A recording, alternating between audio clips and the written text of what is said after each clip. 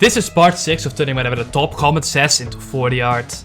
And today, we're making a statue of a 4D person, as was suggested by the very man who created the software, and he totally didn't steal my comment. Now, when I say today, what I actually mean is I started working on this more than 1 month ago. Since, turns out, making a 4D person isn't easy.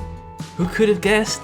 It doesn't really help that I wanted to make the 4D anatomy as accurate as possible. See, it's very unlikely that a 4D person would have 2 legs and 2 arms. Since in a 4D world you need at minimum at least 1 or 2 extra legs to not fall over into the 4th dimension.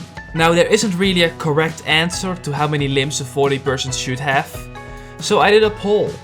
4 limbs, 6 limbs or 8 limbs. A majority of the people who voted decided on 8 limbs. Now, don't worry, this isn't gonna look like Squidward, since 2 of those new limbs will be in the new 4D directions. So 1 leg and arm will be in the minus W axis, and the others in the positive W axis. The only way you're gonna see 4 legs at the same time is if you look at it from a specific side, like this.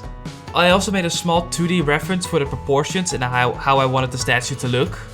Now, I didn't fully sketch it out in 4D, since drawing that would be a nightmare. But luckily my mind was able to fill in the blanks of the missing 2 dimensions. Very simple stuff, you know. Now back to the 4D statue, I'm making sure the statue has the correct color of a statue, of course. And I'm adding some shading, since otherwise it looks really flat when you look at it from the front view.